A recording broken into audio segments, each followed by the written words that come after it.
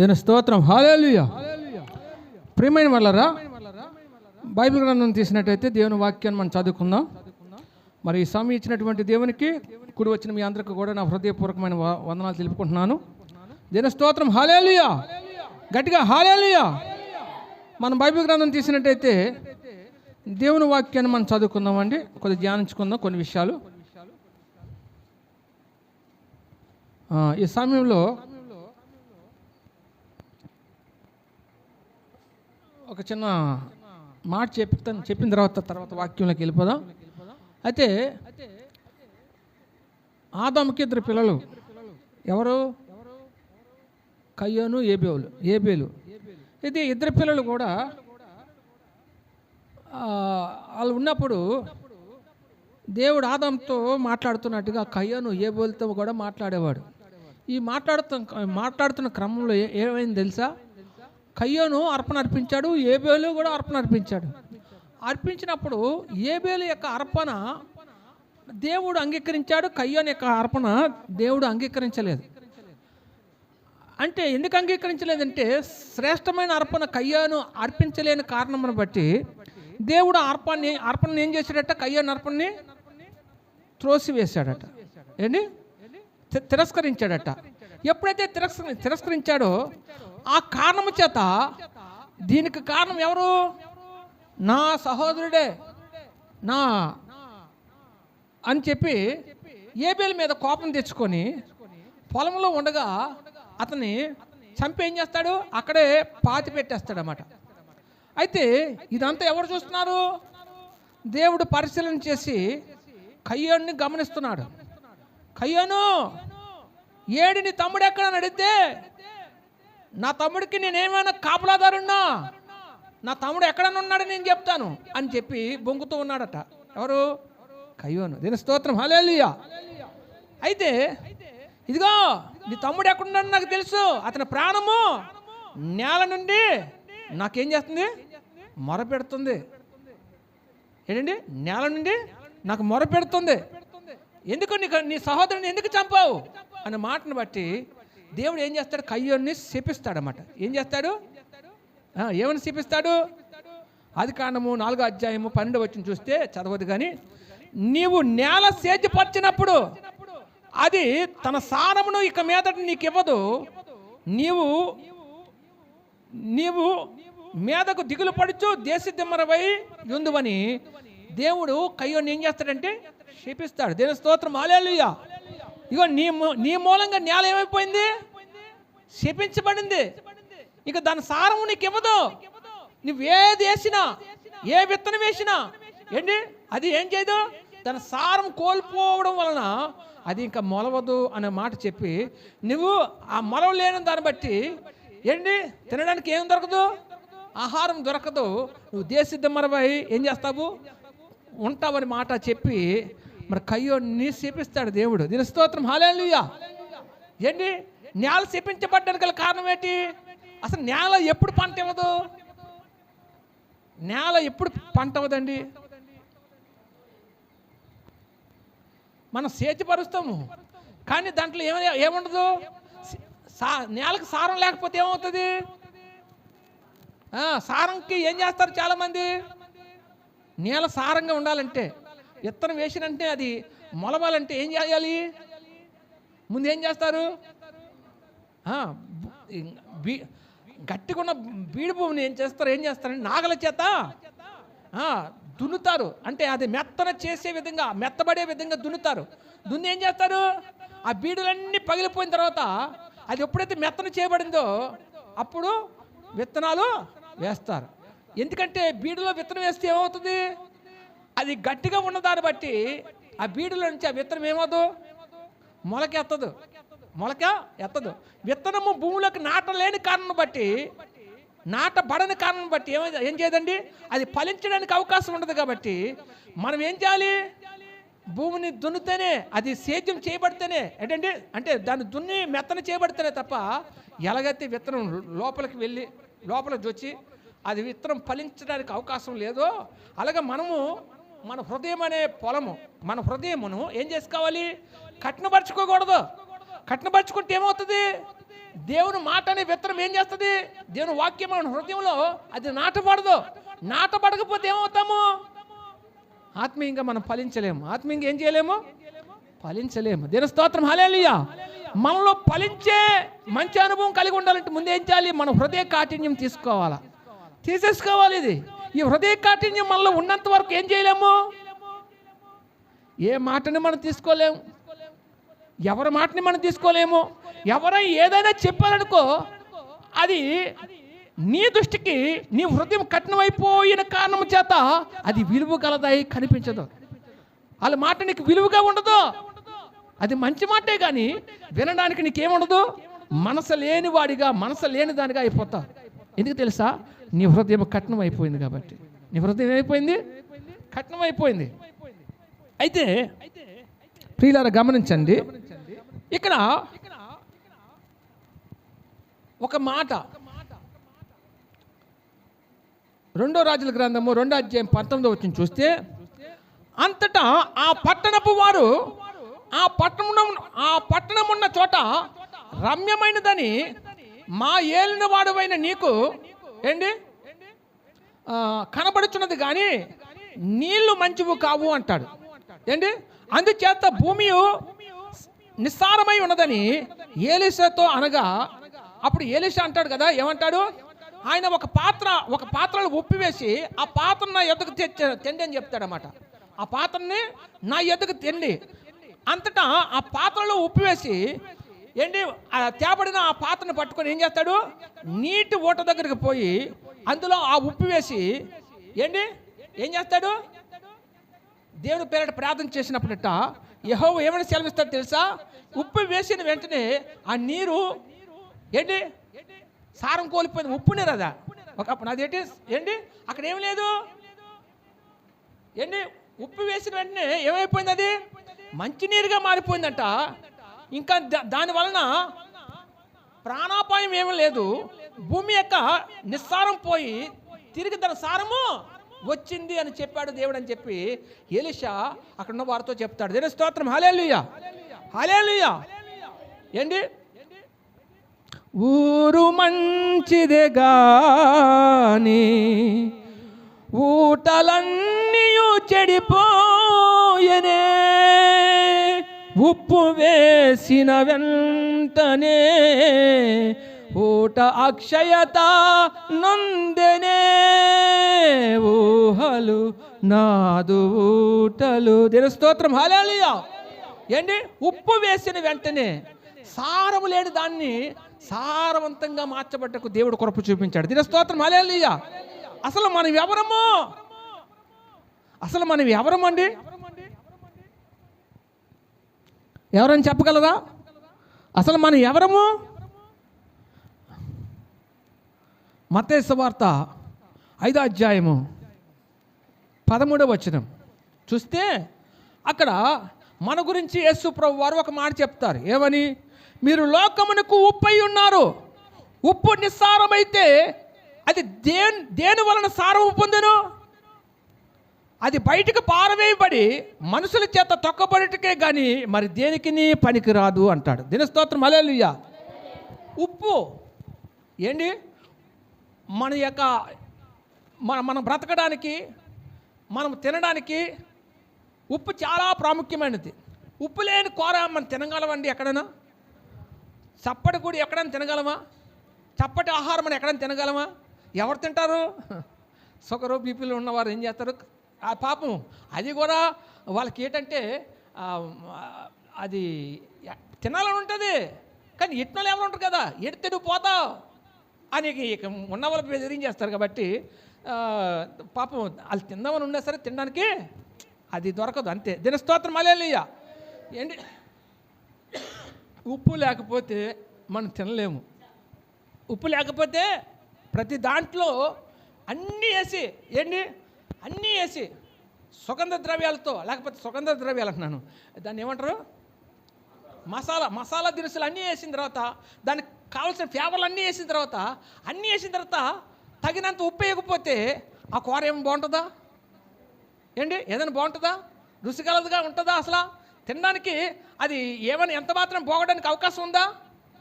ఎలాగైతే ఉప్పు వేస్తేనే దాని యొక్క రుచి మనకు తెలుస్తుందో, అలాగా జీవితంలో ఇక్కడ ఏమంటాడు, మనల్ని యేసుప్రభువు వారు ఉప్పుతో పోల్చాడు. దేంతో పోల్చాడు? ఏమంటాడు, మీరు లోకానికి ఉప్పై ఉన్నారు అంటాడు. మీరు లోకానికి ఉప్పై ఉన్నారు అంటాడు. ఉప్పు నిస్సారమైతే అది తొక్కబడికే కానీ మరి దేనికి పని చేయదు. అది బయటికి పారవేయబడి మనుషుల చేత తొక్కబడికే కానీ మరి దేనికి పని చేయదు అంటాడు. దేనికి పనికి రాదు అంటాడు. దేని స్తోత్రం. ఉప్పు దాని సారం కోల్పోతే ఏమవుతుంది? నీరు కారిపోతుంది. ఏంటి ఇప్పుడంటే ఏంటండి ఈ సాల్ట్ వచ్చింది కానీ ఏంటి అప్పుడు ఉప్పు గల్లు ఉండే కదా. ఉప్పు నీరు కారిపోతే ఏం చేసేవారు? బయటికి పార్చేసేవారా దాచుకొని ఉంచుకోండివారా? పార్చేసేవారు. బయటకు పారేసి అవసరమైతే మళ్ళీ ఉప్పు కూడా ఎవడన్నా వచ్చాడనుకో, లేకపోతే కిరాణా షాపుకి పంపించి మళ్ళీ ఉప్పు తెప్పించుకునేవారు.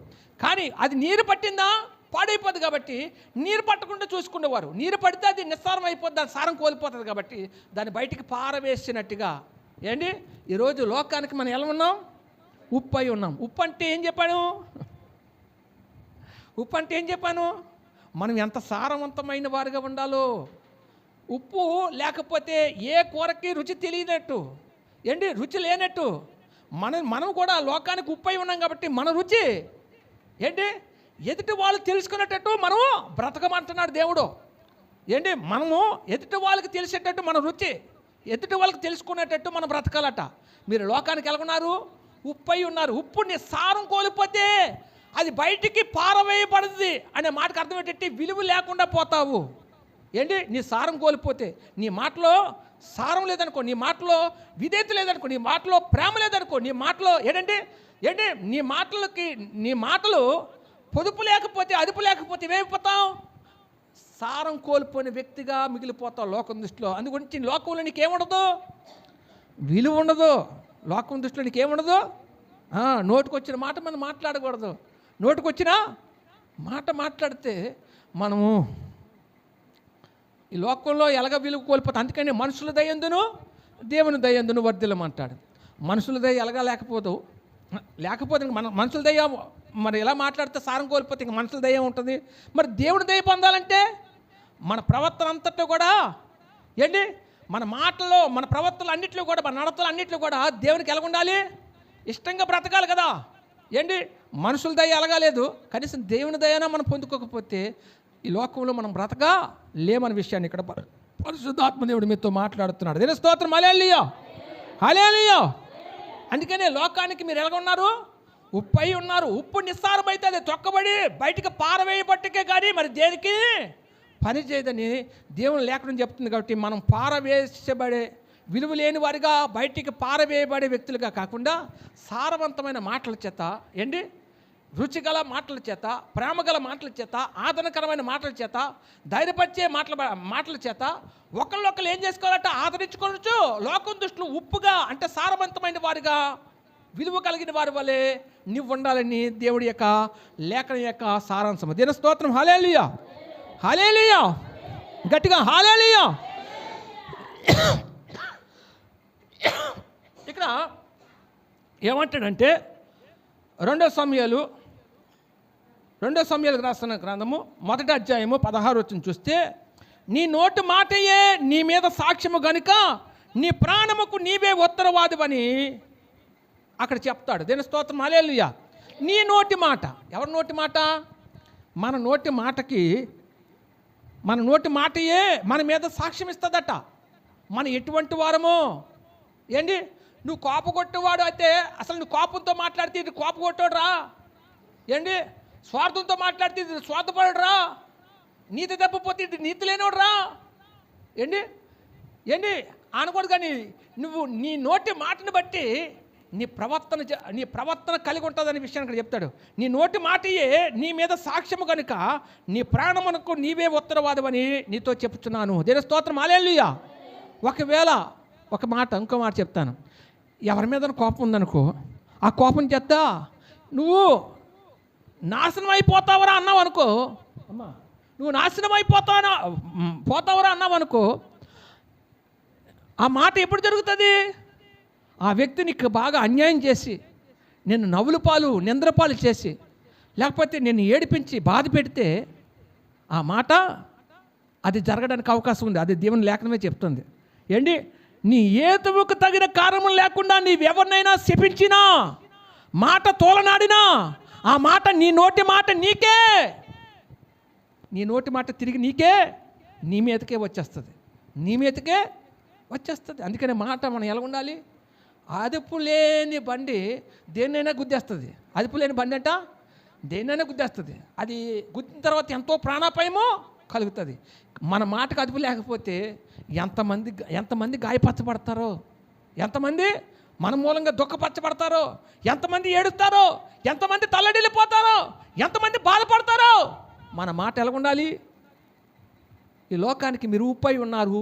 ఉప్పు ఏంటి ఉప్పై ఉన్నారు. దాని సారం కోల్పోయి అది నిస్సారం అయితే అది బయటకు పారవేయబడి మనుషుల చేత తొక్కబడికే కానీ మరి దేనికిని పని చేయదు. మనుషుల చేత ఇప్పుడు తొక్కబడి, అసలు మనుషులు తొక్కబడడానికి ఉప్పు మనుషులు తొక్కుతారట అండి. ఎప్పుడు తొక్కుతారు? నీరు కారిపోయిన ఉప్పు, సారం కోల్పోయిన ఉప్పు ఏం చేస్తుంది? బయట పారేస్తాం కదా. ఎక్కడ పారేస్తాం? ఎక్కడ పారేస్తామ్మా? రోడ్డు మీద అడిచేస్తాం. దారిలో పడతావా? వడుస్తున్నప్పుడు ఆ రోడ్డు మీద వడేసిన ఉప్పుని ఎంతమంది తొక్కుతారు? అందరూ తొక్కుతారు. అంటే నీ మాటకి విలువ లేకపోతే, నువ్వు సారం కోల్పోయిన మాటలు బట్టి నీ మాటకి ఏముండదో విలువ కోల్పోయేవాడిగా అయిపోతావు అనే విషయాన్ని ఇక్కడ పరిశుద్ధాత్మ దేవుడు ఏంటండి నీతో మాట్లాడుతున్నాడు. మనం లోకానికి ఉప్పై ఉన్నాము. లోకానికి ఏమై ఉన్నాము? ఉప్పై ఉన్నాము. అందుకనే ఎవరిని కొంతమంది సేవకులు అదేదో మేము ప్రత్యేకమైన అధికారం పొందిన వ్యక్తులు అని ఏం చేయకూడదు. ఆ ప్రత్యేకత మేము కలిగి ఉన్నాము, మేము కాబట్టి కలిగి ఉన్నాం కాబట్టి ఏ మాట అన్నా అది చెల్లుబాటు అవుతుందని చెప్పి ఎంత మాట పడితే అంత మాత్రం విశ్వాసాలని తోలనాడుతూ మాట్లాడేస్తారన్నమాట. విశ్వాసాలు ఏం చేస్తారు? ఇదిగో నువ్వు ఇలా చేయకపోతే నువ్వు శపించబడతావు, నువ్వు ఇలా చేయకపోతే అలాగైపోతావు, ఇలాగైపోతావు అన్న మాటను బట్టి ప్రభు ప్రతి మాటకి లెక్క అడుగుతాడు. ప్రతి మాటకి లెక్క అవుతాడు. నిజమైన సేవకుడు ఏం చేస్తాడండి? ఎంత అన్యాయమే చేయని, విశ్వాసాలంతా ఏకంగా కూడి సేవకుడిని బాధ పెట్టని, అన్యాయమే చేయని మనసులో పెట్టుకొని కన్నీరు కాచి దేవుని ముందు ఏడుస్తాడు తప్ప ఎప్పుడు కూడా బహిరంగంగా ఏడడండి. లోపల తన దేవుడితో మొరపెట్టుకుంటూ కన్నీరు కాచుతూ దుఃఖపడుతూ ఏడుస్తాడు తప్ప వాళ్ళు ఇదిలు పెట్టడు. వాళ్ళు ఇలాగ అన్యాయం చేశారని తన అన్యాయాన్ని మనసులో పెట్టుకొని వాళ్ళ మీద పగ తీర్చుకోవడానికి లేకపోతే తోలనాడడానికి ఎప్పుడు కూడా అటువంటి మనసు కలిగిన వ్యక్తిగా ఉండడు సేవకుడు. ఎప్పుడు నిజమైన సేవకుడు, దేవుడి చేత ఏర్పరచబడిన సేవకుడు ఎప్పుడు కూడా కడుపులో దాచుకుంటాడు. కానీ దాని విషయంలో ఏం చేస్తాడు? వారు మారాలని, వారి ప్రవర్తనలు మార్పు రావాలని, వాళ్ళలో ఎలాగైనా సరే మార్పు తేగల శక్తిమంతుడు నీవే ప్రభువా, నువ్వేగా మీరే కనుక మార్చకపోతే వాళ్ళు నశించిపోతారు. నశించిపోయే వారిలో ఉంటే అది నీ పిల్లలుగా పరిగణింపబడరు. ఎంతైనా సరే నువ్వు రక్షించు ప్రభు అని దేనంగా ఏ సేవకుడైతే మొరపెడతాడో ఆ సేవకుడినే దేవుడు ఏం చేస్తాడండి? గుర్తిరుగుతాడు. దీని స్తోత్రం. హల్లెలూయా, హల్లెలూయా, హల్లెలూయా. అందుకే అంటాడు కదా కీర్తనలో 78వ దావీదు కీర్తన 37వ వచనం చూస్తే, నోటి మాటతో వారు ఆయన ముఖస్తుతి చేసిరి, తమ నాలుకలతో ఆయన యొద్ద బొంకిరి అంటాడు. దేవుని స్తోత్రం. హల్లెలూయా. ఏం చేస్తున్నారంటే దేవుని ప్రజలు నోటి మాటతో వారు ఆయనని ముఖస్తుతి చేసిరి అంటారు. ఏంటండి ముఖస్తుతి అంటే ఏంటి? కడుపులో ప్రేమ లేకపోయినా ఆ ప్రేమ బయటికి ఒలకబోసాడు. మనసులో ప్రేమ లేకపోయినా ఆ ప్రేమ బయటికి వదిన నువ్వు అంతే ఎంత ప్రేమో ఇది ఎప్పుడు పోతుందే కానీ అని మనసులో అనుకొని ఏడమ్మా అని మనసులో అనుకొని లేరా ఇది ముఖస్తుతి చేయడం. బయటికి అలాగే మాట్లాడతారు. ప్రైజ్లాడంటే ప్రైజ్లాడు చెప్తారు కానీ లోపల వాళ్ళ మనసులో ఉన్న ప్రతి దాన్ని ఎవరు గమనిస్తారు? దేవుడు గమనిస్తాడు కదా. గమనించడా? గమనిస్తాడు. దేవుని స్తోత్రం. హల్లెలూయా. ఆ గమనించినప్పుడు మనం ఏం చేస్తాం? మన లెక్క తప్పిపోతుంది. దేవుడి నుంచి వచ్చే ప్రతిఫలము మనం పొందడానికి అర్హత కోల్పోతాం. అది గురించి నోటి మాటతో వారు ఆయనను ముఖస్తుతి చేసిరి, దేవా దేవా దేవా అని చెప్తారు కానీ దేవుడి మీద నిజంగా ప్రేమ లేని వారిగా దేవునికి తగినట్టుగా జీవించలేని నా ప్రజలు నన్ను ముఖస్తుతి చేస్తున్నారు. నన్ను ఏం చేస్తున్నారు? దేవుడు అంటే నాకు చాలా ఇష్టమయ్యా, చాలా ప్రేమిస్తున్నారు. ఎంత ప్రేమిస్తున్నారంటే అది క్రియల్లో చూపించలేరు. క్రియలు లేని విశ్వాసం అంటే మృతం అంటున్నాడు దేవుడు. క్రియలు లేని విశ్వాసము ప్రేమించేవాడు ఎప్పుడు కూడా నేను ప్రేమిస్తున్నానని చెప్పడు, కానీ ఆ ప్రేమను చూపిస్తాడు. ఎలా చూపిస్తాడు? తన చేతల్లో చూపిస్తాడు. ఏంటి, భర్త ఎప్పుడు కూడా నిన్ను ప్రేమిస్తున్నానని మాట చెప్పడు, భార్య చెప్తుంది. భార్య ఓపెన్ మైండ్ కదా, చెప్పేస్తుంది. కానీ మా ఆయన ఎప్పుడు కూడా ఆ మాట చెప్పడు. ఆ మాట చెప్పకపోతే నీకు కావాల్సినవన్నీ నీకు అందిస్తున్నాను లేదా అమ్మ, అందిస్తున్నాను లేదా? నీ సమస్తం నీకు సమకూరుస్తున్నాను లేదా? అన్ని విధాలకు నీకు ఏం కావాలో అన్ని సమకూర్చి నీకేం తెచ్చి పెడుతున్నాను లేదా? పిల్లలుగా బాగోపోతే చూసుకుంటున్నాడు, ఇంట్లో కష్టం వచ్చింది చూసుకుంటున్నాడు. నీకేం కావాలి తిగా, నేను పలానా దగ్గర ఉన్నాను, ఫోన్ చేస్తే నాకు బాగలేదంటే నీకు మందులు మాకులు తెచ్చి నీకు వేస్తున్నాడు. ఏంటి, నీకు సమస్తం తెచ్చి పెడుతున్నాడు. తెచ్చిపెట్టి అన్ని విధాలుగా నీకు ఏంటి తగిన వాడిగా ఉన్నప్పటికీ కూడా మా ఆయన నన్ను పట్టించుకోడు, బాగున్నావో బాగలేదని చెప్పడు ఎప్పుడు. అది చెప్తేనా నేను ప్రేమిస్తున్నాను ఒక మాట అంతే బాగును. ఏంటి, ప్రేమిస్తున్నాను బయటకు చెప్పినంత మాత్రాన ప్రేమ ఉండకపోదండి. మగవాళ్ళు ప్రేమ ఉండకపోదు, అది నిశ్చయముగా ఉంటుంది. అది చెప్తేనే రాదు. చెప్పేవాడు ఎప్పుడు కూడా ఏంటి, చెప్పేవాడు ఎప్పుడు చేయడండి. చేసేవాడు ఎప్పుడు చెప్పడు. ఇది గమనించాలి చాలామంది. ఇక నాకు చెప్పలేదంటే ప్రేమ లేదనుకోవడం లేదు. ఎవరెవరో వచ్చి చెప్తారు. ఏంటి, ఎవరెవరో వచ్చి చెప్తారండి. చెప్తే అది రియల్ ప్రేమ కాదండి. అది చెప్తే కాదు. ఏంటి, ఈ మధ్యకాలంలో ఎవరైనా చిన్నది సోషల్ మీడియాలో కావచ్చు, చిన్న యాక్టివ్ పర్సన్స్ కొంతమంది ఏదైనా సరే వాళ్ళు సామాజిక మాధ్యమాల్లో వాళ్ళు జస్ట్ ఫోటో పెట్టినా సరే, మగవాళ్ళు ఫోటో పెడితే ఎవరికి కామెంట్లు రావు, కానీ ఆడవాళ్ళు ఫోటో పెట్టారనుకో విపరీతమైన కామెంట్లు.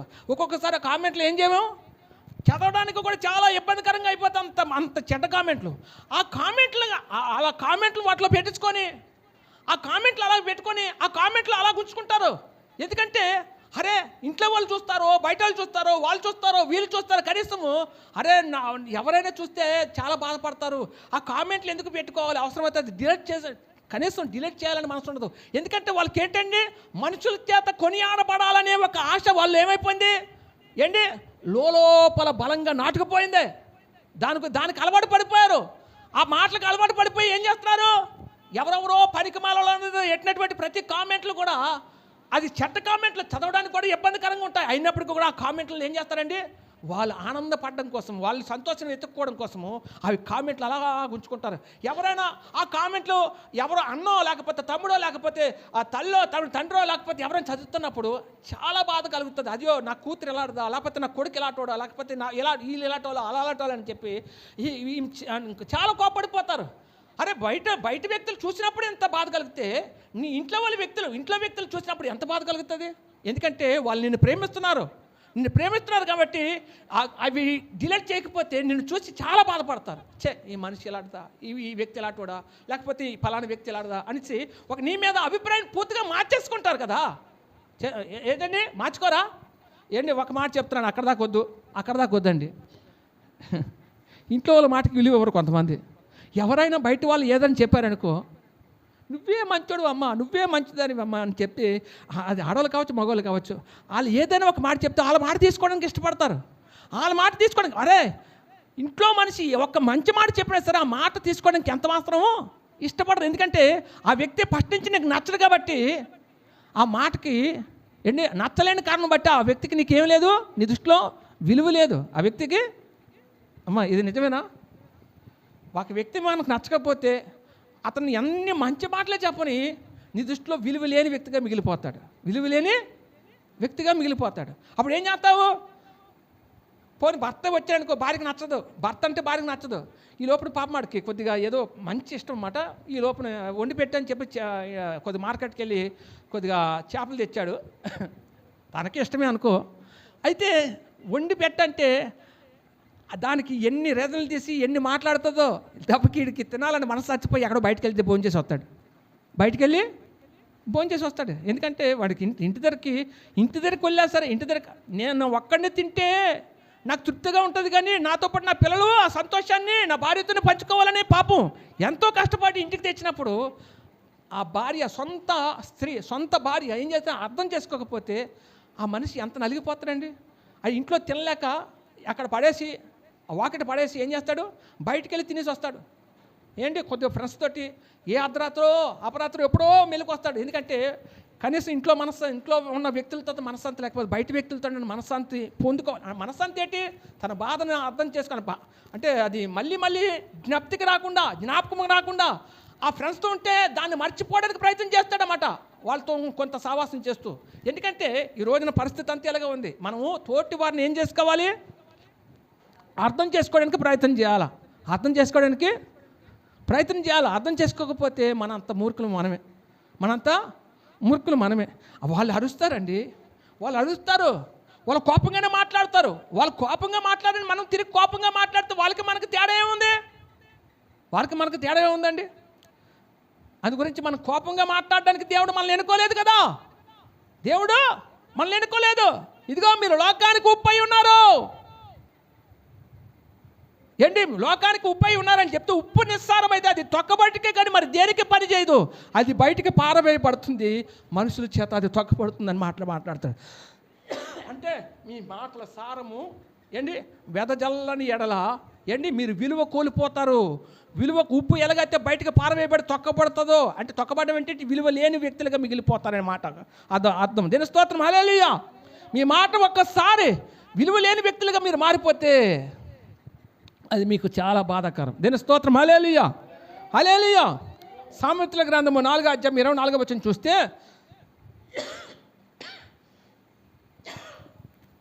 మూర్ఖపు మాటలు నీ నోటి నుండి రానీయకము, పెదవుల నుండి కుటిలమైన మాటలు రానీయకము అంటాడు. మూర్ఖపు మాటలు నీ నోటి నుండి రానీయకము, పెదవుల నుండి కుటిలమైన మాటలు రానివ్వద్దు అంటాడు. మూర్ఖపు మాటలు అంటే మూర్ఖుడు ఎలా ప్రవర్తిస్తాడు? నేను పట్టుకునే కుందేలకి 3 కాళ్ళని వాదిస్తాడు. కుందేలకి ఎన్ని కాళ్ళు ఉంటాయి? అన్నం చెప్తుంది. అన్నమా నీ ప్రజల పక్షంబునా యుద్ధములు చేసిన దేవా, నీ ప్రజల పక్షంబునా యుద్ధములు చేసిన దేవా. చాలండి. దీని స్తోత్రం. హల్లెలూయా. ఆయన మన కోసం యుద్ధాలు చేస్తాడు, మన గోడలకు జారబడి ఏం చేద్దాం?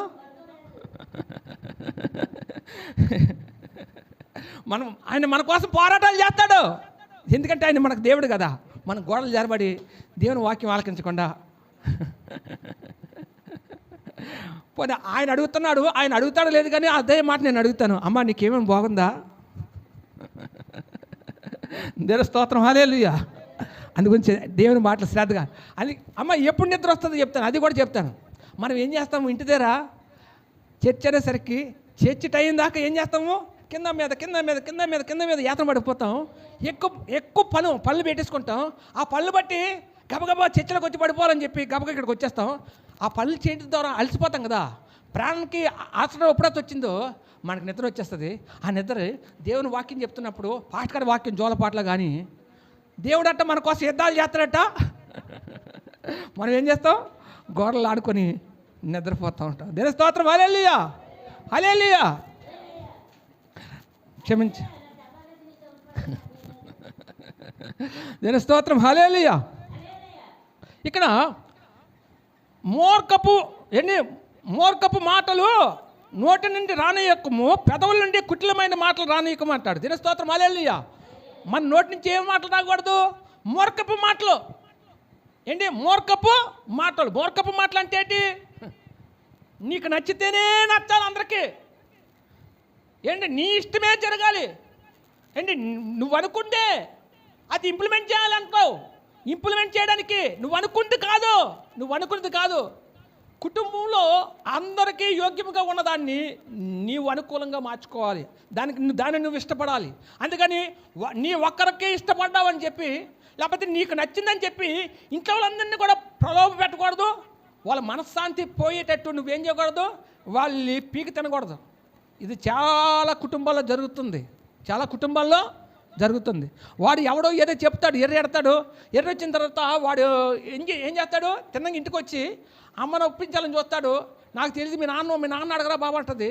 ఆ తర్వాత ఆ నాన్న అడిగితే నాన్న ఒప్పుకోకపోతే మా నాన్న మా అమ్మ ఒప్పుకోలేదు కాబట్టి నువ్వు ఒక్క మాట చెప్పు, నీ మాట చెప్పు, నేను చేస్తాను అంటాడు భర్త వచ్చి. అనేసరికి ఇంకా వాళ్ళు ఒప్పుకోలేదు. నేనేం చేస్తానంటే నాకు తెలియదు, దీని గురించి నాకు ఏం అనుభవం లేదు, నాకు అవగాహన లేదు కాబట్టి నీకు నచ్చింది చేసుకోమంటుంది భార్య.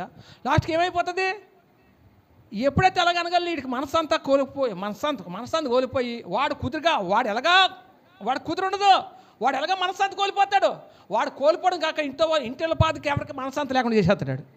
ఇంటిల పాద ఎవరికి కూడా మనశ్శాంతి లేకుండా చేసేస్తాడు. ఏంటి మన సంఘంలో చాలా కుటుంబాలు కొంతమంది వ్యక్తులు భర్తలు తాగుబోతులు ఉన్నారండి, డ్రింకర్స్ ఉన్నారు.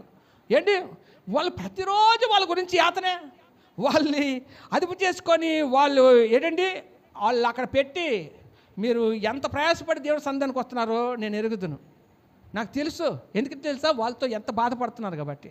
అంటే వాళ్ళ మాట తప్ప మనం మీ మాట ఆలకించరు. ఎంతసేపు కూడా వాళ్ళ గురించి వాళ్ళు మాట్లాడతారు వాళ్ళ వెర్షన్లో, కానీ మనం ఎంత బాధపడుతున్నాం వారి గురించి వారికి ఏమి పట్టదు. ఇది మూర్ఖుని తాలూకా లక్షణము. మూర్ఖుడికి ఉన్న లక్షణం ఏంటి? తను అనుకున్న దాన్ని ఇంప్లిమెంట్ చేయాలనుకుంటాడు. నేను పట్టుకున్న కుందేలకు 3 కాళ్ళని వాదిస్తాడు. అందరికి రియల్గా చెప్పాలంటే కుందేలకు ఎన్ని కాళ్ళు ఉంటాయి? 4 కాళ్ళు ఉంటే ఆడు 3 కాళ్ళని వాదిస్తాడు. వాడి మాటే నిజమని నమ్మబలికి నమ్మించడానికి ప్రయత్నం చేస్తాడు. దాని గురించి అడ్డుగా వాదించేస్తుంటాడు. అడ్డుగా ఏం చేస్తాడు?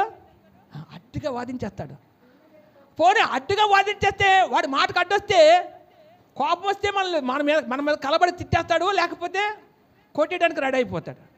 అంటే కొట్టడానికి, ఎందుకంటే అది మూర్ఖుని యొక్క స్వభావం. అది మూర్ఖుని యొక్క స్వభావం. ఇంకో మాట, పెదవుల నుండి కుటిలమైన మాటలు రానివ్వద్దు అంటాడు. నీ పెదవుల నుండి కుటిలమైన మాటలు ఏంటి? కుటిలత్వము ఏంటి? ఈ కుటిలత్వం మనలో నుంచి ఏం రాకూడదు? కుటిలమైన మాటలట. ఏంటి కుటిలమైన మాటలు? ఒక మాట చెప్తాను చూడండి. నాకు నచ్చలేదు ఒకప్పుడు ఒక పని. అయితే నాకు విరోధులు 2 ఉన్నారు.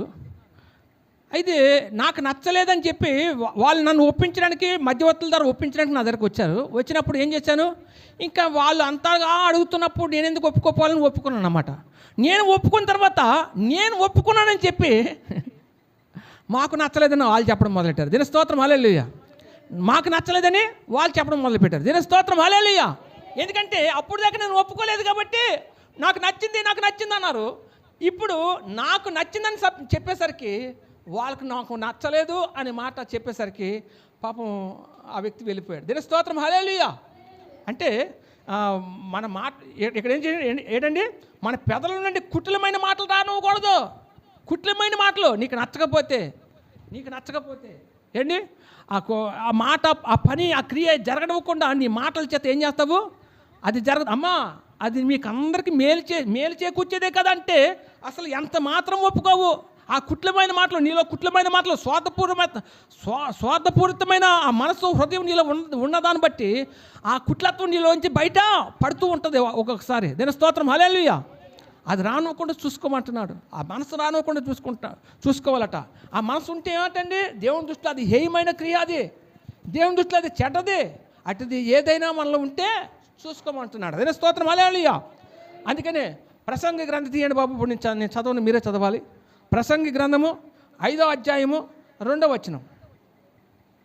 లోకంలో లోకస్తుల మాదిరిగా మన మాటలున్నా మన దేవుని ఎరిగిం కాబట్టి దేవుని బిడ్డలకు తగినట్టుగా మన మాట తీరు మార్చుకోకపోతే దేవుడు చాలా బాధపడతాడు.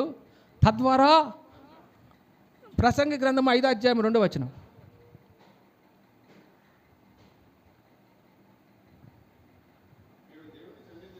నీవు దేవుని సన్నిధిని అనాలోచనగా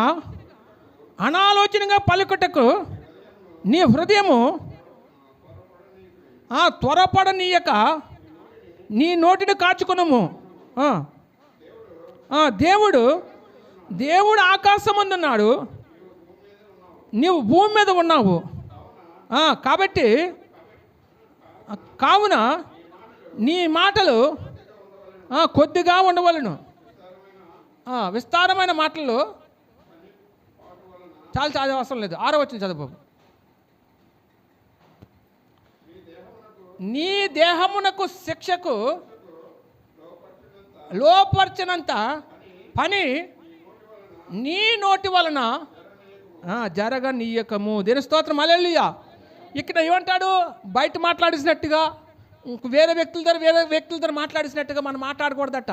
మన మాటల్లో అదుపు పొదుపు ఉండాలట. ఏమంటాడు? దేవుని సన్నిధిలో ఉన్నప్పుడు చాలా ఒళ్ళు దగ్గరెట్టుకొని మాట్లాడాలి. నువ్వు దేవుని సన్నిధిలో అనాలోచనగా పలుకుటకు నీ హృదయము త్వరపడనీయకము. నీ నోటిని ఏం చేసుకోవాలి? ఆ క్షణానికి నువ్వు కాచుకో. ఆ క్షణానికి ఏం చేసుకోవాలి? కాచుకో. ఏంటి, మాకు ఒక సహోదరు ఉంది. ఆమె ఏ పాస్టర్ గారు కనపడినా పాస్టర్ గారి యొక్క మంచి చెడ్డలు కనుక్కుంటుంది, మంచిదే. కానీ కనుక్కున్న తర్వాత పాస్టర్ గారికి ఏది లేదో అది తనలో ఉంచుకొని పాస్టర్ గారి దగ్గరికి డైరెక్ట్గా వెళ్ళి, అయ్యా మీకు ఇది లేదు కదా, ఇది నాకు అవకాశం దొరికితే నేను ఇది చేయాలనుకుంటున్నాను అనే మాట చెప్తుంది అన్నమాట. మీకు మీ జీవితంలో ఇది లేదు, దాని గురించి మీరు కొద్దిగా ఆలోచిస్తున్నారని నేను నాకు తెలుసుకున్నాను, అయితే అది నేను చేస్తానని మాట ఇచ్చేస్తుంది. మాట ఇచ్చిన తర్వాత ఏం చేస్తుంది?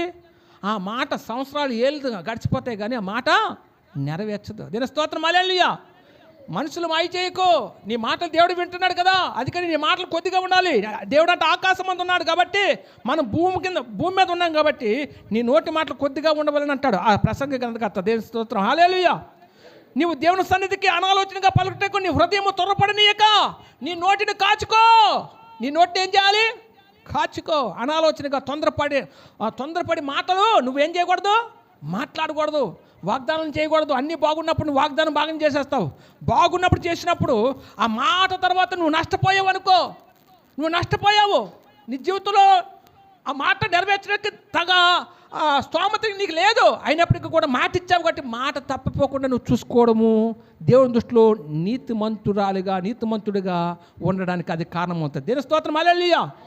మాట ఇచ్చి మాట తప్పిపోతే ఏమైపోతావు? మాట ఇచ్చి మాట తప్పిపోతే ఏమైపోతామండి? నీతి తప్పిన వారం అయిపోతాం. మనలో నీతి లేదు, మనుషుల దగ్గర ఎలాగా నీతి లేదు. కానీ దేవుని దగ్గరకు వచ్చేసరికి మాట ఏం చేయకూడదండి? మాట తప్పిపోకూడదు, కృతజ్ఞత లేని వాడిగా ఉండకూడదు, నీతిమంతుడిగా కనపడాలి, నీతి లేని వ్యక్తిగా నువ్వు ఉండకూడదు. దిన స్తోత్రం హల్లెలూయా. నీవు దేవుని సన్నిధిని అనాలోచనగా పలుకుటకు నీ హృదయము త్వరపడనీయకము, నీ నోటిని కాచుకొనుము. దేవుడు ఆకాశం మందు ఉన్నాడు, నీవు భూమి మీద ఉన్నావు, కావున నీ నోటి మాటలు కొద్దిగా ఉండవాలని అంటాడు. నీ నోటి మాటలు ఎలా ఉండాలి? కొద్దిగా ఉండాలి. అంకాడు అంటాడు విస్తారమైన మాటలో దోషం ఉంటాడని. ఏంటి, ఎక్కువగా మాట్లాడడం వల్ల మన మాటలు ఏముంటుందట? ఏముంటుంది? దేని స్తోత్రం హల్లెలూయా. డయాస్ మీద నిలబడి, స్టేజ్ మీద నిలబడి బహిరంగంగా ప్రజలతో మాట్లాడతారు నాయకులు, తెల్లని బట్టలు వేసుకొని మేము పరిశుద్ధులమని. ఏంటి, బట్టలు తెలుపు వేసుకున్నంత మాత్రాన పరిశుద్ధులు అయిపోరు. కానీ మనసు ఎలా ఉండాలి? హృదయం ఎలా ఉండాలి? తెలుపు ఉండాలి, మలినం లేకుండా ఉండాలి. మనము అందరి ముందు ప్రజలందరి దగ్గర నువ్వు ఏం చేస్తున్నావు? ప్రజలందరికీ నువ్వు మాట ఇస్తున్నావు కదా, మాట ఇచ్చినప్పుడు ఎలా ఉండాలి? నీ మాట దాన్ని జరిగించేటట్టు ఉండాలి, నిలబెట్టుకునేటట్టు ఉండాలి. మాట తప్పిపోతున్నావు అంటే నీకేమి లేదు? నీతి లేదు, నీకేమి లేదు. ఆ లోకస్తులకు మాదిరిగా నువ్వు కూడా అందరికి మాట ఇస్తున్నావేమో. ఎందుకు వద్దు, నేను ఉన్నాను కదా, నేను చూసుకుంటాను అంటున్నావేమో. ఎందుకని నేను చూసుకుంటున్నానేమో అని ప్రతి ఒక్కరికి నువ్వు వరుసలు కలిపి నువ్వు మాట ఇస్తున్నావేమో. మాట ఇచ్చిన తర్వాత మాట మీద నిలబడకపోతే మనుషులు నేనేమి చేయలేకపోవచ్చు. కానీ దేవుడు ఒక్కసారి కానీ రంగంలోకి దిగాడా, ఎంతమందితో నువ్వు వాడుతావు? ఎంతమందికి నువ్వు మాటిస్తావు? ఒరే, ఎంతమందికి నువ్వు మాటిస్తావు?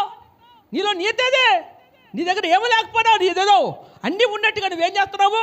డమ్మంగా మాట్లాడుతూ అందరికీ మాటిచ్చి అందరినీ ప్రలోభ పెట్టి అందరి ఆశల మీద నీళ్లు తలుస్తున్నావు అని చెప్పి దేవుడు వాళ్ళు ఎప్పుడు కలగజేసుకుంటాడు తెలుసా? నీ మూలంగా ఆశ పెట్టుకొని ఎదురు చూసి వాడు కన్నీళ్ళు కారిస్తే నీతిగా న్యాయాధిపతి ఏం చేస్తాడండి? వాడు ఎంత అందల మీద ఉన్నా సరే అందల మీద ఉన్నవాడిని చదువుతాం గది దించేస్తాడు. దీని స్తోత్రం హల్లెలూయా. అందల మీద ఉన్నవాడిని చదువు గది దించి ఏం చేస్తాడు? గది దించి మొన్న దేవుడికి 0% ఇచ్చారట. ఎక్కడ? లాస్ ఏంజల్స్ పట్టణస్తులు. అంటే వాడి దృష్టిలో దేవుడు 0 అట. అలాగా నీ జీవితంలో కూడా నీ కలిగిన వాటిని బట్టి నువ్వు దేవుడికున్న నీ హృదయంలో స్థానం ఎంత అంటే అది 0కి తెచ్చుకున్నావు అనుకో, లాస్ట్కి నీ విలువ ఏం చేస్తాడు? నీ విలువ 0 చేసేస్తాడు. నీ విలువ ఏం చేస్తాడు? 0 చేసేస్తాడు. నువ్వు ఎంత అయితే దేవుని కృపను బట్టి సంపాదించుకున్నావో, నువ్వు అందరికీ ప్రలోభ పెట్టి మాట ఇచ్చావో, ప్రతి మాటను బట్టి ఆ మాట నెరవేర్చబడలేనప్పుడు దాన్ని ఎక్కడ తీసుకొచ్చేస్తాడు? 0కి తెచ్చేస్తాడు. 0కి తెచ్చేస్తాడు. దీని స్తోత్రం, హల్లెలూయా. జీరోకి తెచ్చేస్తాడు. తేకుండా మనం ఏం చేయాలి? చూసుకోవాలా. తేకుండా మనం ఏం చేయాలి? దీని స్తోత్రం, హల్లెలూయా, హల్లెలూయా. అంటాడు కదా 6వ వచనం, నీ దేహమునకు శిక్షకు లోపరిచినంత పని నీ నోటి వలన జరగనివ్వకుండా చూసుకోమంటాడు. ఏంటి? నీ నోటి వల్ల నువ్వు ఏదైతే మాట్లాడతావో ఆ మాటను బట్టట నువ్వు అది నెరవేర్చలేని కారణం బట్టట శిక్షకు లోపరిచినంత పని నీ నోటి వల్ల నీకే జరుగుతుంది నష్టం. దేని స్తోత్రం, హల్లెలూయా. ఏం జరుగుతుంది అన్నాడు? ఏం జరుగుతుంది అన్నాడు? నీ దేహమునకు శిక్ష ఏంటి? లోపరిచినంత పని నీ నోటి వల్ల జరగనీయకము అంటాడు. దీని స్తోత్రం, హల్లెలూయా. జరగకుండా చూసుకోమంటాడు. నీ నోటి మాటను బట్టి నీ దేహము శిక్ష అనిపించే పరిస్థితి నీ మూలంగా కలుగుతుంది. నీ నోటు తానేస్తున్నావు, అది జరిగించలేనప్పుడు దానికి తగ్గ శిక్ష నీ శరీరం ఏం చేస్తుంది? బాధపడే పరిస్థితి. అంటే శిక్ష అనిపించే పరిస్థితికి నువ్వే తెచ్చేసుకుంటున్నావు అంటున్నాడు దేవుడు. హల్లెలూయా. ఈ మాట ఎక్కడుంది తెలుసా? ప్రసంగి గ్రంథము 5వ అధ్యాయము 6వ వచనం అండి. చదువుకోండి. నేను ఎందుకంటే నా మాటగా ఉండకూడదు, అది దేవుని మాటగా రుజువు చేస్తాను ఎప్పుడు కూడా. ఎందుకంటే దేవుని మాట అలా చెప్తున్నాను. దేవుని స్తోత్రం, హల్లెలూయా, హల్లెలూయా. 1 కొరింథీయులకు రాసిన పత్రిక 8వ అధ్యాయం 12వ వచనం చూస్తే, బలహీనమైన మనస్సాక్షి కలిగి నొప్పించుట వలన గాయపరచుట వలన క్రీస్తుకు విరోధంగా మీరు పాపం చేస్తున్నారు అంటాడు అక్కడ. అంటే సందర్భంగా మర్మంతో చెప్తున్నాను, మీరు లేఖనం చదివించలేదు కానీ. ఏంటి? బలహీనమైన మనస్సాక్షి కలిగిన వారి వల్ల మనం ఉండకూడదట. ఏంటి? బలహీనమైన మనస్సాక్షి కలిగి నొప్పించే మాటలు మనలో ఉండకూడదట, గాయపరిచే మాటలు మనలో ఉండకూడదట. అవి ఉన్నట్టయితే క్రీస్తుకు విరోధంగా మీరు పాపం చేసిన వారుగా ఉంటారట. దేవునికి విరోధంగా ఎవరు నొప్పించేటట్టు మాటిస్తావు?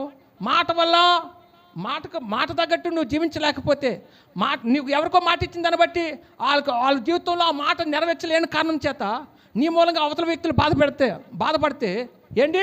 నువ్వు పాపం చేసిన వాడితో సమానమట. అందుకంటాడు ఏంటి? బలహీనమైన మనస్సాక్షి కలిగి నొప్పించటం వలనను గాయపరచటం వలనను క్రీస్తుకు విరోధంగా మీరు పాపం చేయుచున్నారంటాడు. క్రీస్తుకు విరోధంగా పాపం చేయుచున్నారు. మనం నొప్పించొచ్చా? ఎవరినైనా మన మాటల చేత బాధ పెట్టచ్చా? గాయపరచచ్చా? ఏంటి? ఎందుకు అలా గాయపరుస్తున్నారంటే నీది ఏ మనస్సాక్షి? బలహీనమైన మనస్సాక్షి అట. బలహీనమైన మనస్సాక్షి అట. ఏం చేస్తావు? ఇంకా ఎలా చెప్పాలి? అమ్మా, నీ మనస్సాక్షి నేను నేరారోపణ చేయకుండా చూసుకోమంటాడు దేవుని లేఖనం. ఏంటి నేరారోపణ అంటే ఏంటి? మనం ఒక తప్పు చేసేస్తాము. తప్పు చేసిన తర్వాత మన మనస్సాక్షి ఏం చేస్తుంది? మనలో ఉండి గద్దిస్తుంది. మనస్సాక్షి అయ్యో తప్పు చేశానేమో అని ఆ మనస్సాక్షి మనలో ఉండి గద్దిస్తుంది. ఎందుకు గద్దిస్తుంది? ఆ తప్పు చేసామనే భావం మనలోకి వచ్చిందనుకో, నిజంగా తప్పు చేసిన వారితో సమానం, ఇంకా పాపం చేసినట్టు లెక్క. మన మనస్సాక్షి మనం నేరారోపణ చేయకూడదు. ఏలైతే చూపించకుండా ఉండాలంటే ముందు ఏం చేయాలమ్మా? దాన్ని చేయకున్నట్లు చూసుకోవాలి. అది ఇప్పుడు దేన్నైతే తినొద్దన్నాడో, అపవిత్రమైన దాన్ని తినొద్దన్నాడు, విగ్రహాలకు ముందు పెట్టిన దాన్ని మీరు ఏం చేయాలి? అర్పణ దేన్ని స్వీకరించేద్దన్నాడు. ఒకవేళ తిన్నా సరే మీ మనస్సాక్షి బలహీనపరచకుండా చూసుకోమన్నాడు. ఒకవేళ మీరు బలహీనపడి మీ మనస్సాక్షిని నేరారోపణ చేసి నిన్ను నిందిస్తే, నువ్వు తప్పు చేసిన భావం నీకు కలిగితే నిజంగా నువ్వు పాపం చేసిన వాడితో సమానం, పాపం చేసినట్టే లెక్క. ఒకవేళ నీకు ఏ మనస్సాక్షి లేకుండా నేను చేసింది మంచిదే అని నీకు అనిపించినప్పుడు నువ్వు ఏ తప్పు ఏ నేరం చేయడానికి ఎటువంటి నేరం ఏంటండి దాన్ని ఏమంటారు? ఎటువంటి నేరస్థాపన చేయడానికి ఎటువంటిది వీలు లేకుండా ఉంటుందట. లేదు నీ మనస్సాక్షిని నేను పదే పదే గుచ్చి చెప్తుంది అనుకో, ఇగో ఆ వ్యక్తికి నువ్వు అన్యాయం చేసావు, లేకపోతే నీ దేవునికి అన్యాయం చేసావు, మాటిచ్చి తప్పిపోయావని చెప్పి, ఇంకో దేవుడు ఏదైతే చేయొద్దన్నాడో అది చేసావు కాబట్టి ఇగో నువ్వు తప్పు చేసావని మనస్సాక్షి నిన్ను గుచ్చి నేను ఏం చేస్తుంది? నేను నేరారోపణ చేస్తే పదే నీకు జ్ఞాపకం చేస్తే నువ్వు పాపం చేసినట్టే లెక్క, పాపము చేసినట్టే లెక్క. ఒకవేళ దాని విషయంలో విడుదల పొందడానికి ప్రభువా నన్ను క్షమించని ప్రభు సన్నిధిలో పడి నువ్వు కన్నీరు కాచి ఏడుస్తున్నా తప్ప నీ పాపము పరిహరింపబడదు, దేవుని దగ్గర నుంచి ఆ పాపం కొట్టివేయబడదు. దీని స్తోత్రం, హల్లెలూయా. అయితే మనం ఎలాగుండాలి? లోకానికి మనం ఎలాగున్నాము? లోకానికి మనం ఉప్పు అయి ఉన్నాము. ఉప్పు సారం కోల్పోతే ఏమవుతుంది? అది మనుషుల చేత తొక్కబొట్టుకి కానీ మరి దేనికిని పనిచేయనట్టుగా మనము సారం కోల్పోని మన మాటల వల్ల మనం విలువ కోల్పోతాం. విలువ కూలిపోతాం. అందుకని దేవుడు అంటున్నాడు, మీరు మనుషుల దయందును దేవుని నా దయందును వర్ధలమంటాడు. మనుషుల దయ ఎలాగా లేకపోయినా కనీసం దేవుని దయను పొందుకునే విధంగా దేవుని దృష్టిలో పెట్టుకొని మనం ఏం చేయాలి? మన ఆత్మీయ జీవితాల్ని కొనసాగించాలి. దినస్తోత్రం హల్లెలూయా. దేవుడు నన్ను, నా ప్రవర్తన గమనిస్తున్నాడు, నా నోటి మాటలు గమనిస్తున్నాడు, నన్ను నిదానించి చూస్తున్న దేవుడు. నన్ను లెక్క అడిగితే నేను ఆయన రాకడొచ్చినప్పుడు నేను ఆ నిండు సభలో నేను నిలబడి నా గురించి అడిగినప్పుడు ఏం సమాధానం చెప్పాలని దాని గురించి నువ్వు ఇక్కడే భూమి మీద తర్జన భర్జన పడాలి. ఒకవేళ తప్పు చేశాను భావన కలిగితే ఇక్కడే మోకాళ్ళు నువ్వు ఏం చేయాలి? అయ్యా నేను పాపం చేశాను అన్నప్పుడు ఆ పాపం వెంటనే పరిహరింపబడుతుంది. అతిక్రమం దాచిపెట్టుకున్నవాడు వర్ధిల్లడు, వాటిని ఒప్పుకొని విడిచిపెట్టేవాడు కనికరం పొందిన దేవుని వాక్యం ఉంది. కాబట్టి మరి మనం ఏం చేయాలి? మన మాటల వల్ల ఉప్పు లేకపోతే ఏమవుతుంది? ప్రతి తినేది కూడా చప్పదనం వస్తుంది, రుచి ఉండదు. మన మాటల వల్లే మన జీవితానికి విలువ రావాలా. రుచి లేని బతుకులుగా, నిస్సారమైన వ్యక్తులుగా మనం ఉండకూడదు. దినస్తోత్రం హల్లెలూయా. ఏంటి అక్కడ అంటాడు కదా, ఆ పట్టణ వారు అంతటా పట్టణపు వారు పట్టణంలో ఉన్న చోటు రమ్యమైనదని మా ఏలిన వారిన నీకు కనబడుతున్నది కానీ నీళ్ళు మంచివి కావు, అందుచేత ఈ భూమి సారమై ఉన్నది కానీ నిస్సారమై ఉన్నదని చెప్పి ఎలీషాతో మొరపెడతారన్నమాట. అప్పుడు ఒక పాత్ర తెమ్మంటాడు, అందులో ఉప్పు వేసి నా దగ్గర తెమ్మంటాడు. అప్పుడు ఆ ఊట దగ్గర తీసుకెళ్ళి ఆ పాత్రలో ఉన్న ఉప్పుని ఏం చేస్తాడు? ఆ ఊటతో కలిపినప్పుడు దాన్ని ఏమవుతుందట? అప్పుడు ఆ ఊట ఏమైపోతుంది? మంచినీరుగా మారిపోతుందట. అది ఇంకా రెండోది ఏం చెప్తాడు? ఇక దీని వలన మరణం ఇంకా ప్రాప్తించదు అని చెప్తాడు. మూడోదిగా ఇది ఇప్పుడు దాకా దాని సారం కోల్పోయింది కాబట్టి ఇది నిస్సారం అయిపోయిన తిరిగి సారవంతమైన నేలగా ఈ భూమి మార్చబడుతుందని చెప్పి అక్కడ మాట్లాడడం జరుగుతుంది. దినస్తోత్రం హల్లెలూయా. అంటే ఉప్పు మన యొక్క మన జీవనంలో ఎంత ఇంపార్టెంటో, మనం తినే కూర ఎంత రుచి చేస్తుందో అలాగే మన మాటలు కూడా ఉప్పుగా ఉన్నాయట. అంటే ఉప్పు అంటే మనకి విలువ తెచ్చేవిగా ఉన్నాయట మన మాటలు. మరి విలువ తెచ్చే ఈ మాటలు ఎలా ఉండాలి? పొదుపుగా ఉండాలి. మూర్ఖపు మాటలు తీసేసి పొదుపైన మాటలు ఉంచుకోవాలి. అంతేకాదు దుర్స్థనం గల మాటలు తీసేసుకోవాలి. అంతేకాదు ముఖస్థుతి కలిగినటువంటి మాటలు తీసేసుకోవాలి. బొంకే మాటలు, అబద్ధపు మాటలు తీసేసుకోవాలి. అంతేకాదు కుట్లమైన మాటలు మనలోంచి రానుకుండా చూసుకోవాలి. ఇలాగా మన మాటలు అన్నిటికీ మించి విలువతో కూడిన సారవంతమైన మాటలుగా ఉండాలనే విషయాన్ని పరిశుద్ధాత్మ దేవుడు తన లేఖనం ద్వారా మాట్లాడుతున్నాడు. దయచేసి స్థలం వచ్చినట్టు ప్రార్థన చేసుకుందామండి. ఒకసారి స్థలం వచ్చినట్టు ప్రార్థన చేసుకుందామండి. ప్రార్థన చేసుకున్న ముందు ఒక్కసారి మనల్ని పరిశీలన చేసుకుందాం. అయ్యా, మేము విలువతో కూడిన మాటలు మేము కలిగి ఉండాలని మాట్లాడావు ప్రభా. మా మాటలో సారవంతం ఉండాలని చెప్పావు. మరి సారం లేకపోతే మరి లోకానికి మేము ఉప్పై ఉన్నామని చెప్తున్నావు. ఉప్పు నిస్సారమైతే అది తొక్కబట్టుకే కానీ మరి దేనికి పని చేయదని నువ్వు మాట్లాడుతున్నావు. అది బయటికి పారవేయబడి మనుషుల చేత తొక్కబట్టుకే కానీ మరి దేనికి పని చేయదని నువ్వు మాట్లాడావు ప్రభా. ఇగో సారవంతమైన మాటలు కలిగిన వ్యక్తులుగా మా మాటల్లో సారం ఉండాలి. మా మాటలు ఆదరణకరమైన మాటలుగా ఉండాలి. మా మాటలు ప్రోత్సాహపరిచేవిగా ఉండాలి. మా మాటలు ఆదరించేవిగా ఉండాలి. మా మాటలు ధైర్యపరిచేవిగా ఉండాలి. ఇగో నా మాటలు దయగల మాటలై ఉండాలి ప్రభా. నా మాటలు ప్రేమగల మాటలై ఉండాలి ప్రభువా. ఇగో తండ్రి, నా మాట నిన్ను ప్రతిబింబించేవిగా ఉండాలి. నీ గుణగణాలు ప్రచురపరిచేటట్టు ఉండాలి ప్రభా నా మాట. ఇంకా నా మాటలు ఆ రకమైన మాటలు నేను కలిగి ఉండడానికి నన్ను సిద్ధపరచు తండ్రి.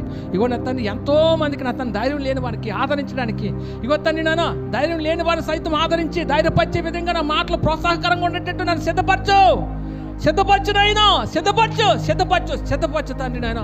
కుట్లమైన మాటలు నాలోంచి తీసిపోయి, అబద్ధపు మాటలు నాలో తీసిపోయి, నా తండ్రి బొంకుతనం నాలో తీసిపోయి తండ్రి, ముఖస్థితి కలగజేసే మాటలు నాలోంచి తీసిపోయి తండ్రి. నా మాటల్లో తండ్రి ప్రభా ఇగో తండ్రి వినయం కనబడాలి ప్రభా. నా మాటలో పొదుపు ఉండాలి తండ్రి నాయన. నా మాటలో విధేయత కనబడాలి ప్రభా తండ్రి నాయన. ఇగోటి అటువంటి మాటలు నేను కలిగి ఉండేటట్టు నన్ను సిద్ధపరచని ఎవరికి వారే ప్రార్థన చేసుకుందాం. ఓ రీ బాబా కబా బాబా కందరి బాబా బాబా బాబా. దేవానికి వందనాలు. నువ్వు దేవుని సన్నిధిలో అనాలోచనగా మాట పలకొద్దని దేవుడు మాట్లాడుతున్నాడు. నీ హృదయాన్ని త్వరపడనీయొద్దని చెప్తున్నాడు. ఆ త్వరపడకుండా నీ నోటిని కాచుకోమని చెప్తున్నాడు. ఎందుకంటే నీ దేవుడు ఆకాశం మీద ఉన్నాడు, నువ్వు భూమి క్రింద ఉన్నావు కాబట్టి, భూమి మీద ఉన్నావు కాబట్టి, కావున నీ నోటి మాటలు కొద్దిగా ఉండవాలని అంటున్నాడు. విస్తారమైన మాటల్లో ఏంటి దోషం ఉంటుంది, దేవుని లేఖమే చెప్తుంది. కాబట్టి నీ దేహమునకు శిక్షకు లోపరిచినంత పని నీ నోటి నుంచి, నీ నోటి వలన అది జరగకుండా చూసుకోమంటున్నాడు. నువ్వు శిక్షింపబడుతున్నావంటే నీ నోటితో వచ్చే ప్రతి మాట మూలంగానే నీ శరీరం శిక్షింపబడుతుంది, నీ దేహం నలగొట్టబడుతుంది. ఆ శిక్ష కారణం నీ నోటి మాట నువ్వు తెలుసుకోమంటున్నాడు. మరి నువ్వు తెలుసుకోలేనంత సేపు కూడా నువ్వు కొట్టబడతావు, విరగొట్టబడతావు, నలగొట్టబడతావు. పెక్కు మాటలు ఏంటి గర్వపు మాటలు, అహంకారపు మాటలు, మూర్ఖపు మాటలు, అవిధేయత గల మాటలు, ఇక అవన్నీ మనలో పోవాలి. ఇక సంపూర్ణమైన మరి వ్యక్తిగా నువ్వు ప్రభుకు అప్పగించుకునే మంచి స్థితి కలిగిన వ్యక్తిగా ఈ దినము నువ్వు ప్రభుకు అప్పగించుకొని మంచి సమర్పణకు రా. మంచి విధేయత దేవుని పట్ల చూపిస్తూ ప్రభుకి నువ్వు అప్పగించుకో. సద్విమర్శ చేసుకో. ప్రభు నేను పాపాత్ముని, ఇగో తండ్రి నువ్వు ఒక్కడివే పరిశుద్ధుడేవు, ఇగో నీకు తగ్గ కుమారుడిగా నేను ఉన్నట్లు సిద్ధపరచని చెప్పి నువ్వు ప్రభుకు అప్పగించుకోండి. హల్లెలూయా. ప్రార్థన చేసుకుందాం. ఎక్కడైనా సరే దేవునికి అనుకూలమైన వ్యక్తులుగా నా మాట లేకపోతే నన్ను క్షమించు నాయనా అని చెప్పి దేవుని క్షమాపణ అడగండి. క్షమించే అనే మాటలో దేవుడు ఏది తక్కువ అయిపోవు. కానీ మనం ప్రభు అంతటి వాడే ఆ కలవరి శిలువ కాదు, యెరూషలేము ఈదుల గుండా లేకపోతే కలవరి శిలువలో కావచ్చు, ఎంతో యాతన పడుతూ మాట్లాడతాడు. అయ్యా వీరు ఏమి చేస్తున్నారు, వీరు ఎరుగురు కాబట్టి వీళ్ళు క్షమించని ఆయనే అంత మరి అంతగా మాట్లాడుతున్నప్పుడు మనం మనుషులు చేసే ప్రతి చేష్టల వల్ల మనకు ఇసుగు రాకూడదు. కానీ వారు చేసిన చేష్టలు బట్టి క్షమించిన ఆయన వారికి ఏమీ తెలియదు. ఆయన ఒక్కసారి కనికరం ఉంచు, వారు మార్పు చెందడానికి నువ్వే ఒక అవకాశం నువ్వు దయచే ప్రభు అని చెప్పి వారి విషయమై నువ్వేం చేయాలి, ప్రాధేయపడి అడిగేటట్టు నీ వినయము, నీ విధేయత గల ప్రార్థన దేవుడు అంగీకరించే విధంగా వారి గురించి నువ్వు ప్రార్థన చేస్తే చాలట. నీ ప్రతి పాపం పరిహరింపబడి ప్రతి దాంట్లో విడుదల పొందడానికి దేవుడే కృప చూపుతాడట. ప్రార్థన చేసుకుందాం. హల్లెలూయా.